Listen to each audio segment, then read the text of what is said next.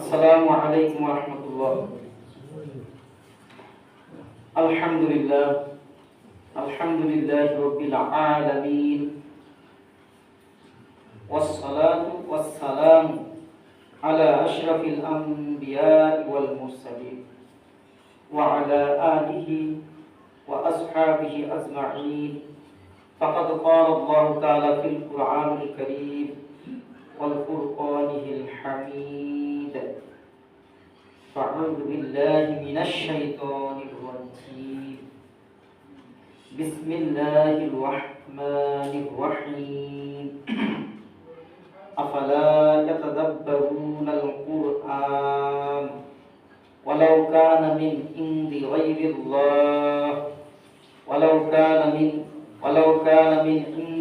الله لوجدوا فيه اختلافا كثيرا. وقال النبي صلى الله عليه وسلم: إذا كانت ليلة النصف من شعبان فقوموا ليلها وصوموا يومها. رواه ابن ماجه ومشكاة المصابيح. صدق الله العظيم وصدق رسوله الكريم. আমি আপনি আল্লাহ তাআলা শুকর আদায় করছি যে আল্লাহ তাআলা আপনাকে আমাকে পৃথিবীর সর্বশ্রেষ্ঠ স্থান আল্লাহর কাছে পছন্দনীয় আহাব্বুল বিলাদি ইলাল্লাহি মাসাজিদুর আল্লাহ তাআলার কাছে পছন্দনীয় স্থান, আল্লাহর কাছে মুহাব্বতের স্থান, প্রিয় স্থান মাসাজিদুহা, দুনিয়ার সকল মসজিদ। বলি না সুবহানাল্লাহ। সকল মসজিদের আমাদের এই মসজিদ অংশ। প্রিয় উপস্থিতি, আল মসজিদ বাইতুল্লাহ, মসজিদটা মনে করতে হবে যে আল্লাহর ঘরের সমতুল্য। বলেন কার ঘর? আপনার আমার ঘর আছে, বাসা আছে, কিন্তু যেখানে সেজদা দেওয়া হয় বলা হয়েছে আল্লাহর কুদরতি পায়। বলেন কার কুদরতি পায়? সূর্য পশ্চিম দিকে উঠে না যতক্ষণ পর্যন্ত আল্লাহ অনুমতি না দিচ্ছেন। সুবহানাল্লাহ। প্রতিনিয়ত উঠে, আমরা মনে করি সেটা স্বাভাবিক, কিন্তু প্রতিনিয়ত আল্লাহর কাছে অনুমতি চায়।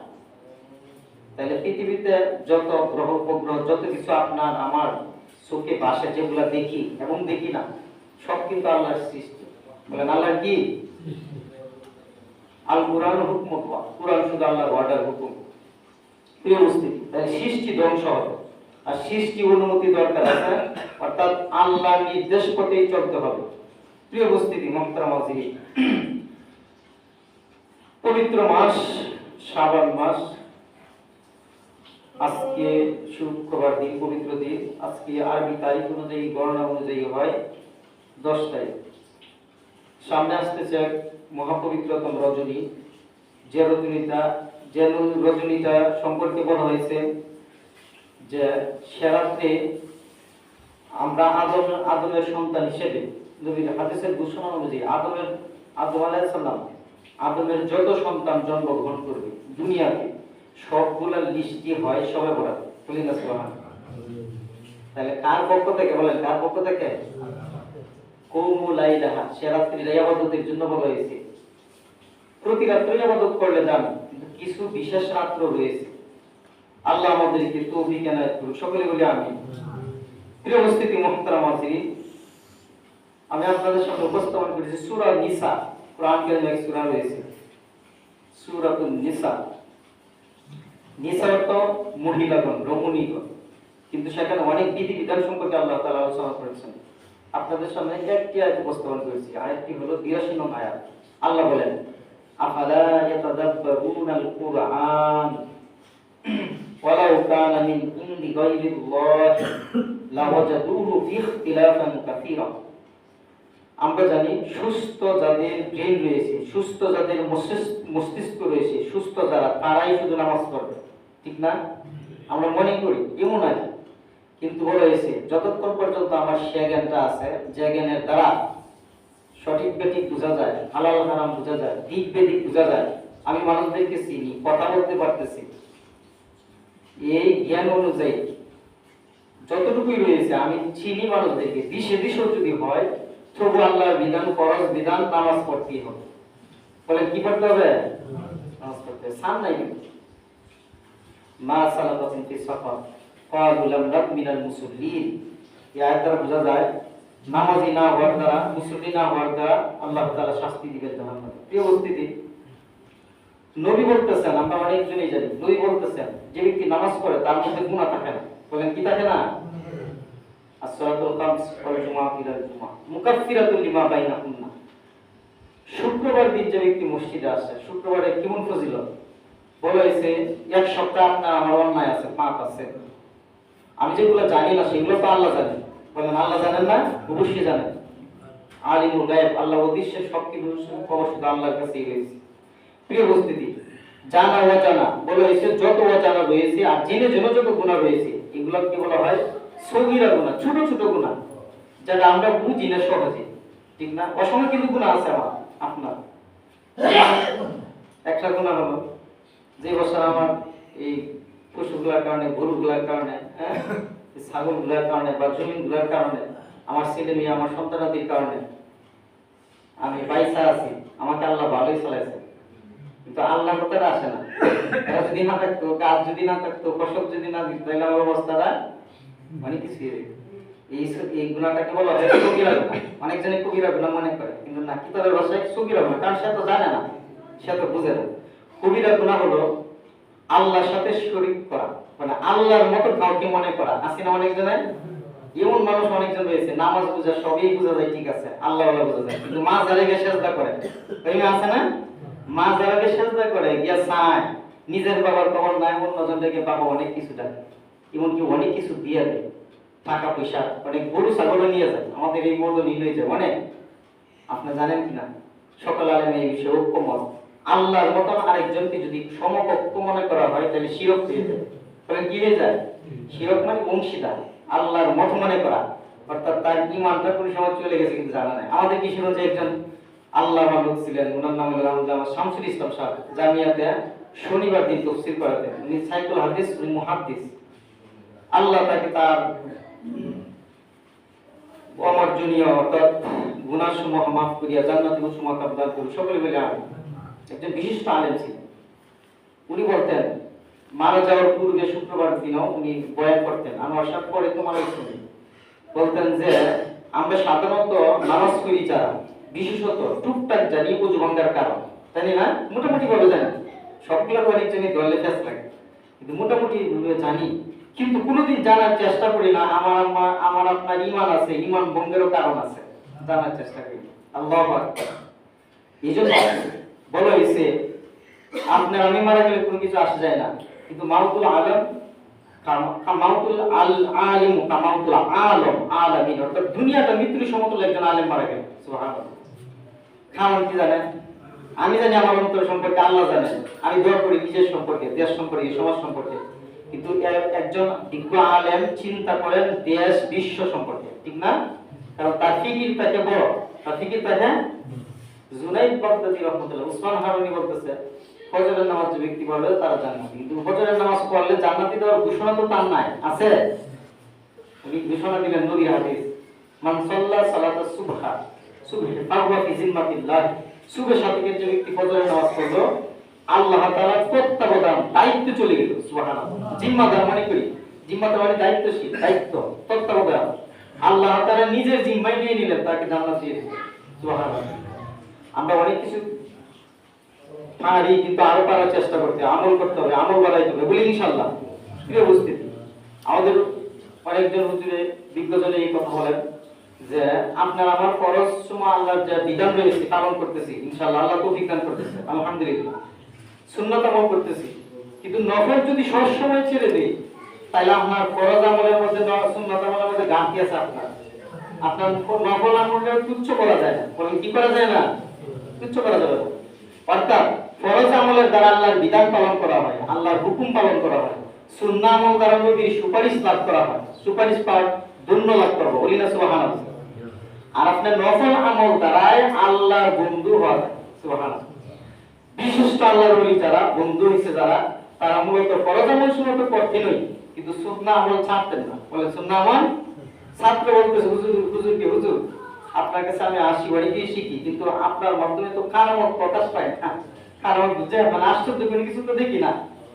ছাত্রকে জিজ্ঞাসা করেছেন, এই তুমি কি আমাকে কোন সময় দেখছো সুন্নাত তোমার জানা মতো যেগুলো আছে সুন্নাত তরফ করতে পারে না, এইটাই তো বড় কারামত, আর কি দরকার?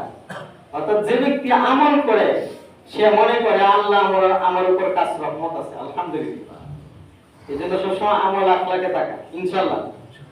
বলেছে আপনি আমি মুমিন, মুমিনের জিন্দেগিটা 24 ঘন্টা বন্দেগী, আলহামদুলিল্লাহ। বলে কইবেন না ঘুমাইলে বন্দেগী মানে ঘুমাইলে ইবাদত, খাবার দাবার বলেন খাবার দাবার ইবাদত, আমি ইস্তিনজা যাব টয়লেটে যাব সেটা ইবাদত যদি নবীর তরিকা হয়। বলেন কার তরিকা হয়? টয়লেটে যখন আমি প্রবেশ করব তখন আমরা যেটা মনে করি বাথরুম, আমরা এলাকা গ্রাম্য ভাষা যেটা মনে করি লেট্রিন, ইংলিশ ভাষার টয়লেট, সেখানে প্রবেশ করার নিয়ম আছে, আমি বাম পা দিয়ে প্রবেশ করব। বলেন কোন পা? দেড় হবে ডান পা। দেড় হওয়ার সময় নবী পড়তেন গুফরানাকা, কে আল্লাহ আপনি আমারে ক্ষমা করেন। সেখানে তো আমি অন্যায় করছি না, আমার হাজত পূরণ করতে গেছে, তবু নবী পড়তেন, তাইলে আমরাই পড়বো। বলেন গুফরানাকা, সহজ শব্দটা না? কতটুকু হাদিস আছে, আরো আছে লম্বা, কিন্তু অতটুকু নবী বেশি পড়তেন। গুফরানাকা বলেন কি নাকা? তিরমিজি শরীফে হাদিস। আরো আছে গুফরানাকা আলহামদুলিল্লাহি আলহামদুলিল্লাহ ওয়াফান। একজন মানুষকে সহজে বোঝার জন্য প্রথম দিন ইসলাম সহজে বুঝাইতে হবে। আপনি বলেন গুফরানাকা, নবীর একটা সুন্নাত শিখলাম, আমল শিখলাম। প্রবেশের সময় তো হবে আল্লাহুম্মা ইন্নী আউযু বিকা মিনাল খুবুসি ওয়াল খাবাইস। আচ্ছা নবী কেন পড়তেন? এর দ্বারা ব্যাখ্যা হলো নবী যে আল্লাহর নবী, হাদিসে আসছে আমার কাছে আল্লাহ নিয়োগ করছে শয়তান। সুবহানাল্লাহ। নবীর কাছে নিয়োগ করা হয়েছে কিন্তু শয়তান, কিন্তু নবী বলেন শয়তানটা ঈমান গ্রহণ করে ফেলেছে। সুবহানাল্লাহ। মানে শয়তান তো নবীর সাথে পারবে না। ফকিহুল ওয়াহিদুল আশাদু আলা শাইতান মিন আলফি আবিদ। বলেছে একজন সাধারণ মানুষ যে শয়তান গায়েব করার জন্য একটা শয়তানই যথেষ্ট। বলেন কয়টা? আর একজন দিগ্গজন চিন্তা হ্যাঁ আলেম জীবিতা হ্যাঁ তাকে গায়েব করার জন্য একটা দুইটা না 1000 চেয়ে ঊর্ধ্বে শয়তান নিয়োগ করা হয়। সুবহানাল্লাহ। এই জন্য হাফেজ সাহেব যারা তাদের পিছনে শয়তান আপনার আমার মতে এক দুইটা না অসংখ্য গণিত। একজন আলেমের পিছনে শয়তান অসংখ্য। কিয়ামতে হাসরে শয়তান বলবে তুমি যখন ভালো কাজ করতেছিলে করছো দুনিয়াতে, তখন আমি কি পারছি তোমারে ধোঁকা দিয়া? সম্ভব হইছে না। অর্থাৎ দোষ আমার দিলে লাভ হবে না, দোষ মূলত তোমারই। আল্লাহ তাআলা কোরআন বলেন ইয়া আইয়ুহাল্লাযীনা আমানু দুখুলু ফিস-সিলমি কাফা ওয়া লা তাত্তাবিউ খুতুওয়াতিশ শাইতান ইন্নাহু লাকুম আদুউম মুবিন। এই শয়তান হলো তোমাদের প্রকাশ্য শত্রু। বলেন আমাদের প্রকাশ্য শত্রু কে? শয়তান। কিন্তু শয়তানকে সবসময় দোষ দিলেও হবে, কারণ আল্লাহ আমাকে জ্ঞান দিয়েছেন, সুস্থ মস্তিষ্ক দিয়েছেন, চিন্তা অনুযায়ী বিবেক অনুযায়ী কাজ করা। প্রিয় উপস্থিতি মুহতারাম হাজিরিন, আমি আপনাদের সামনে উপস্থাপন করেছিলাম সূরা নিসা। আল্লাহ বলেন আফালা ইয়াতাদাব্বারুনাল কুরআন, মানে আয় তোমাদের কি হইল যে কোরআন নিয়ে তোমরা চিন্তা ভাবনা গবেষণা রিসার্চ করো না কেন? ওয়ালা কানা মিন ইনদি গায়রিল্লাহি, এই কোরআন যদি আল্লাহ তাআলা ছাড়া অন্য কারোর কাছ থেকে অবতীর্ণ হইতো ওয়াফি ইখতিলাফান কাসীরা, তাইলে প্রাসঙ্গিক প্রসঙ্গত অসঙ্গত অনেক কিছু বিপরীত পাইতে। সুবহানাল্লাহ বলি দেখেন কথা যাই বলি, কিন্তু একটু চিন্তা করেন, মানে মনোযোগ দেওয়ার চেষ্টা করেন। আল্লাহ তাআলা কোরআন বলেন ওয়াইযা কুরিয়াল কুরআন ফাসতামিউ লাহু ওয়া আনসিতু। সূরা আরাফের আয়াত। কোরআন যখন পাঠ করা হয়, তাফসীর যখন করা হয়, ব্যাখ্যা যখন করা হয়, উপস্থাপন যখন করা হয়, মনোযোগ দিয়ে শুনবে। সুবহানাল্লাহ। বলেন ঘোষণা কার? বলেন ঘোষণা কার? দেখেন এই আয়াত গবেষণার মাধ্যমে অনেকজন অসংখ্যজন বৈজ্ঞানিক রিসার্চ করার মাধ্যমে মুসলমান হয়েছে। সুবহানাল্লাহ। নবীকে কাফেররা বলতেছে যে চারটা কি আলাদা দুইটা ভাগ করতে পারবেন, তাহলে আমরা ঈমান আনয়ন করব। তখন নবী বলে আমার তো কোনো শক্তি নাই। বলে নবীর শক্তি না, আল্লাহর দেওয়া শক্তি। নবী ইশারা দিলেন, শাহাদাত আঙ্গুল দ্বারা চারটা দুই টুকরা হয়ে গেল। সুবহানাল্লাহ। কাফের সংগত মনে করেছিল যে নবীর জাদু শুধু দুনিয়াতেই নয় আকাশেও আছে। নাউজুবিল্লাহ। বলে তো দেখি এটা কি জাদু? না, এটা মুজিজা। আল্লাহর পক্ষ থেকে আশ্চর্য বুঝা। প্রিয় উপস্থিতি মুহতারাম হাজিরিন, এই আয়াতটা রিসার্চ কেমন করছেন মানে সহজে বুঝেন যে আল্লাহ তাআলার পক্ষ থেকে কোরআন অবতীর্ণ। সেটা যদি আল্লাহ ছাড়া ভিন্ন অন্যজনের কাছ থেকে হইতো তাহলে কোরআনের বিপরীত অনেক কিছু পাইতো। এখন পর্যন্ত বৈজ্ঞানিক রিসার্চের মাধ্যমে যালিকাল কিতাবু লা রাইবা ফি, শুধু ভুল নয়, আল্লাহ শুরুতে বলেন সূরা বাকারা, সেখানে কোনো সন্দেহ নেই। সুবহানাল্লাহ। আর ভুলের কথা না, ভুলের চেয়ে আরো শক্তিশালী দৃঢ় কথা হলো সন্দেহ করা যাবে না। বলেন কি করা যাবে না? দেখেন একটা রিসার্চ, কোরআন কারীমের একটা সূরা রয়েছে, সূরা ইউনূস 11তম পারার সূরা। ইউনূস সূরার এক আয়াতে আল্লাহ বলেন, ফাল ইয়াওমা নুনাজ্জিকা বিবাদানিকা লিতাকুলু লিমান খালফাকা আয়া। আজকে তোমার এই দেহটা, ফিরআউন সম্পর্কে আল্লাহ বলতেছে, নুনাজ্জিকা, তোমাকে অক্ষত রাখবো, বিবাদানিকা, তোমার এই দেহ, তোমার এই লাশ, লিতাকুলু লিমান খালফাকা আয়া, নিদর্শন কেন রাখবো? তোমার পরবর্তীতে যারা আসবে দুনিয়াতে তারা যেন বুঝে যে ফিরআউন কেমন ছিল। সুবহানাল্লাহ। কায়রোতে আছে, এখন লাশ এখনো আছে। আর প্রথম ছিল ফ্রান্সে, তুরস্কে, এখন কায়রোতে আছে। প্রিয় উপস্থিতি, এই ফিরআউনের লাশ পানিতে ডুবন্ত অবস্থায় ছিল প্রায় 3000 বছর। বলুন কত বছর? নষ্ট হয় না। কিন্তু আল্লাহ কোরআনে বলছেন নুনাজ্জিকা, অক্ষত রাখবো, বিক্ষত করবো না, শেষ করবো না। তাহলে এই আয়াত রিসার্চ করার মাধ্যমে ফিরআউনের লাশ পাইল মরিস বুকাইল সহ আরো কয়েকজন একসাথে মুসলমান হইল। সুবহানাল্লাহ। তাইলে কোরআনে যা আছে আমরা মুসলমান যারা, আমরা মুমিন যারা বিশ্বাস করি, কিন্তু মানি না, আমি নিজে গুনাহগার মনে করি। বলেন গুনাহগার, বলেন গুনাহগার, নিজের গুনাহগার মনে করি, আমি আমল করতে পারি না আল্লাহর বিধিবিধান, কিন্তু অস্বীকার করি না, তুচ্ছ করি না। এই কোরআন এমন এক গ্রন্থ, বলেন আল কোরআন শাফিউন ফা মুশাফফা, এমন সুপারিশ গ্রহণকারী যার সুপারিশ অবশ্যই অবশ্যই গ্রহণ করো। সুবহানাল্লাহ। মুসলিম শরীফের হাদিস, আল মালিক আশ-শারী রাদিয়াল্লাহু তাআলা সাহাবী, উনি বলতেছেন যে আল কোরআন হুজ্জাতুল লাকা ওয়া আলাইকা, এই কোরআন তোমার পক্ষে সাক্ষী হয়ে যাবে। সুবহানাল্লাহ। এবং বিপক্ষেও সাক্ষী হয়ে যাবে। আপনার আমার বিপক্ষে কখন হবে? আপনি আমি মুসলমান, কিন্তু জানার চেষ্টা করি না, পড়ার চেষ্টা করি না, আকর্ষণ নাই, আগ্রহ নাই, উৎসাহ নাই, উদ্দীপনা নাই, গুরুত্ব নাই। তাহলে কি করে ভাবলেন যে আপনার আমার সুপারিশকারী কোরআন হবে? আল্লাহু আকবার। এই যে নিসফু লাইলাতুল নিসফি মিন শাবানের এক ব্যাখ্যায় আছে, আয়েশা সিদ্দিকা রাদিয়াল্লাহু তাআলা এই হাদিস বর্ণিত, সহিহ মিশকাতুল মাসাবির 115 পৃষ্ঠায় দেখলাম, আয়েশা সিদ্দিকা রাদিয়াল্লাহু তাআলা আনহা নবীকে জিজ্ঞেস করছেন, ইয়া আল্লাহর রাসূল সাল্লাল্লাহু আলাইহি ওয়াসাল্লাম, যে আল্লাহর রহমত ছাড়া কি কেউ জান্নাতে যাইতে পারবে না? তিনি বলেন অবশ্যই না। সুবহানাল্লাহ। এটা আপনিও কি না, তাই না? আমি আল্লাহর রহমতে জান্নাতে যাব, আল্লাহর তৌফিকে, অর্থাৎ আল্লাহর রহমতে। যে আল্লাহর রহমতে নবী জান্নাতে যাওয়া সম্ভব, যে আল্লাহর রহমতে সকল আম্বিয়া কেরামেই সম্ভব, সে আল্লাহর রহমত আপনার আমার দরকার আছে না নাই? দেখেন, আমি এক জায়গায় একটা উপদেশ দ্বারা অসংখ্য জন বলতে বাধ্য হয়েছে, হুজুর আমরা এই আমলটা করতেছি, আমরাও করব। আমলটা কি দেখেন, নবী হাদিসে বলছেন, লা তাদখুলুল মালাইকাতু বাইতান ফীহি কালবুন আও কাসাবি, ওই ঘরে রহমতের ফেরেশতা প্রবেশ করে না যে ঘরে কুকুর আর প্রাণীর ছবি থাকে। নাউজুবিল্লাহ। আও কাসাবি, প্রাণী, বিভিন্ন প্রাণী হইতে পারে, আপনার ছবি হইতে পারে, আপনার দাদার ছবি হইতে পারে, নাতি পুতির ছবি হইতে পারে, কিন্তু এই ছবি, প্রাণীর ছবি রাখা যাবে? বলেন ঘোষণার কাজ নবী, নবীর ঘোষণার পক্ষে আল্লাহ সর্বদাই মত, অর্থাৎ আল্লাহ সর্বদাই রহমত রয়েছে। বলেন কার রহমত রয়েছে? আমায়ান্তুকু আনিল হাওয়া ইন হুয়া ইল্লা ওয়াহিয়ুহা, কোনো কিছুই নয়, কোনো কিছুই বার্তা প্রেরণ করেন না, কোনো কিছুই বলেন না, যতক্ষণ না নিজের মন করা বলেন না, যতক্ষণ না আল্লাহর পক্ষ থেকে বার্তা জিবরিল আমিন ওহী নিয়ে না আসছে। সুবহানাল্লাহ। তাহলে নবী কথা মানার দরকার আছে না নাই? তাহলে আমরা এই আমলটা করব, বলি ইনশাআল্লাহ। অনেক সময় প্রাণীর ছবি থাকে না অনেকজনের বাসায়, তাহলে রহমত আপনার দরকার আছে না নাই? সূরা হামিম সাজদা আয়াতে রয়েছে, ইন্নাল্লাযীনা ক্বালু রাব্বুনাল্লাহ সুম্মা ইসতাকামু তাতানাজ্জালু আলাইহিমুল মালায়েকা আল্লা তাখাফু ওয়া লা তাহজানু। এই আয়াতের ব্যাখ্যা হলো যে ফেরেশতা আসবে, একজন সাকরাতুল মউত, যে ব্যক্তিটা মারা যাবে, এই মৃত ব্যক্তির পূর্বে অবস্থা, আয়েশা বলবে তোমার ভয় নাই, তোমার চিন্তা নাই। সুবহানাল্লাহ। রহমতের ফেরেশতা, বলে কিসের ফেরেশতা? রহমতের ফেরেশতা। তাহলে রহমতের ফেরেশতা আপনার আমার বাসার মধ্যে দরকার আছে না নাই?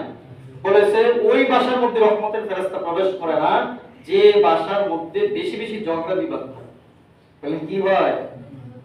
ঝগড়া বিবাদ মিটানো সম্ভব হয়, নিজের দ্বারাই সম্ভব হয়, চেষ্টা করলে হয় না? কিন্তু নিজের দ্বারাই যজ্ঞ বাড়ানো যায়। প্রিয় উপস্থিতি মুহতারাম ওয়াজির, তাহলে আসুন রহমতে আচ্ছন্ন হওয়ার জন্য, রহমতে আপনি আমি থাকার জন্য, আল্লাহর দয়া পাওয়ার জন্য সর্বদাই আল্লাহর হুকুম নবীর তরিকা আমল করার চেষ্টা করব, বলি ইনশাআল্লাহ।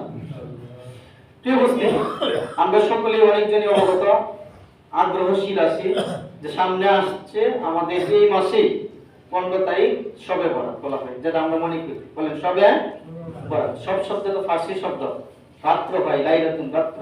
বরাত শব্দের অর্থ মুক্তি, নিষ্কৃতি।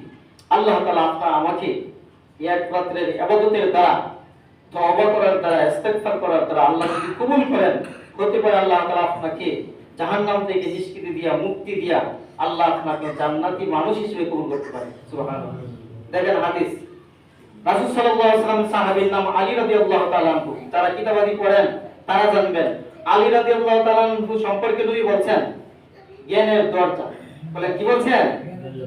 আলী বাবুহা, মানে জ্ঞানের দরজা বলেছেন। অর্থাৎ এক জায়গায় প্রবেশ করতে হইলে, বাসায় প্রবেশ করতে হইলে, ঘরে প্রবেশ করতে হইলে দরজা লাগবে। এই আলী রাদিয়াল্লাহু তাআলা হাদিস বর্ণনা করেছেন, ইবনে মাজাহ হাদিস, মিশকাত শরীফে 115 নম্বর হাদিস। উনি বলেন ক্বালা রাসূলুল্লাহ সাল্লাল্লাহু আলাইহি ওয়াসাল্লাম, আল্লাহ রাসূল সাল্লাল্লাহু আলাইহি ওয়াসাল্লাম ইরশাদ ফরমান, ইযা কানা লাইলাতুল নিসফি মিন শাবান, যখন শাবান মাসের অর্ধ রজনী অর্থাৎ 14 তারিখ দিবাগত রাত্র, হিসাবটা হলো, অর্থাৎ আমরা আজকে শুক্রবার দিন জানি, আর আজকে হলো 10 তারিখ, সামনে মঙ্গলবার পড়ে, বলে কিবার পড়ে? মঙ্গলবার দিন দিয়ে রাত্রে, দিবাগত রাত্রে। নবী বলেন কি কথা বলেন? ফাকুমু লাইলা ওয়াসুমু ইয়াওমাহা, রাত্রে বেলা জাগ্রত থাইকা ইবাদত করো। বলেন ইবাদত করার ঘোষণা কার? নবী। বলেন কার?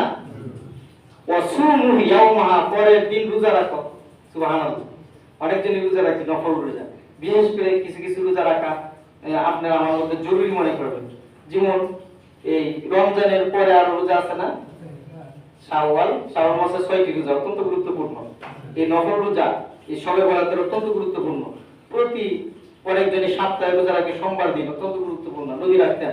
আরবি মাসের প্রতি মাসে 3 দিন রোজা রাখা, 13, 14, 15, সেগুলো নফল। কিন্তু বিধান হলো আপনি আমি পালন করব না, গুনাহ হবে না। বলেন কি হবে না? কিন্তু পালন করলে লাভটা কি হবে? অসংখ্য ফজিলত।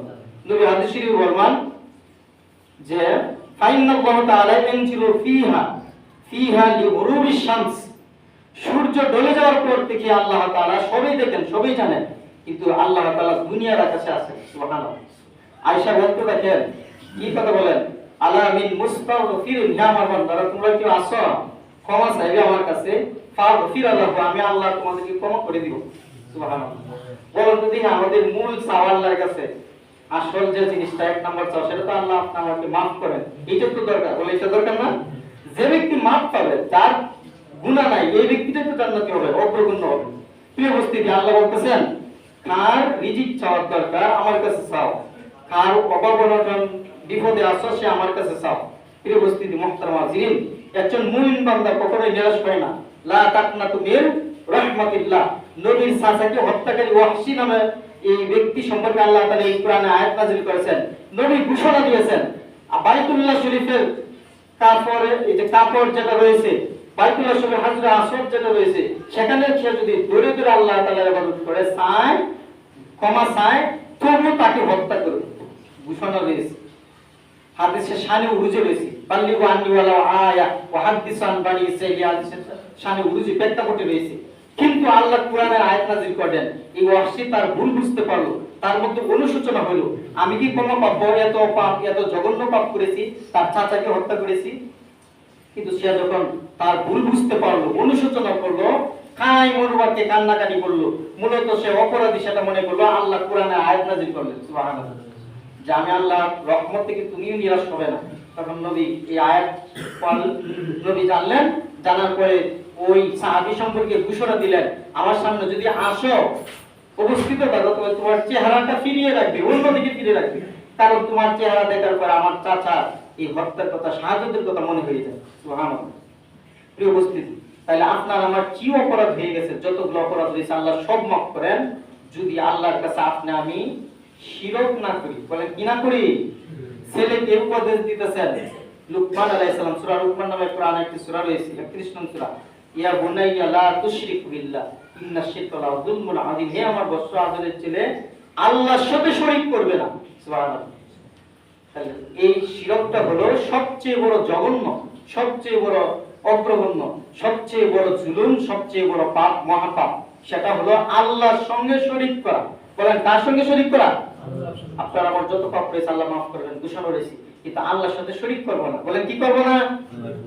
আল্লাহ আপনি আমাকে শিরক মুক্ত, আল্লাহ থেকে আল্লাহর সমকক্ষ যেগুলা শিরক মুক্ত, আল্লাহর সঙ্গে শরীক না করে ইবাদত বندگی করার, ইখলাস মাফিক আমলিয়াত গঠন করার আল্লাহ আপনাকে আমাকে তৌফিক এনায়েত করুন। সকলে বলে আমিন।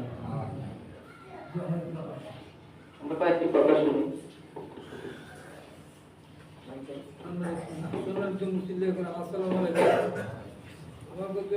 আমরা হুজুরের বেতন কিছু বাড়ানি লাগে, একটা কাজ করতে হয়। আমরা কি মত, আমরা হুজুরের বেতনটা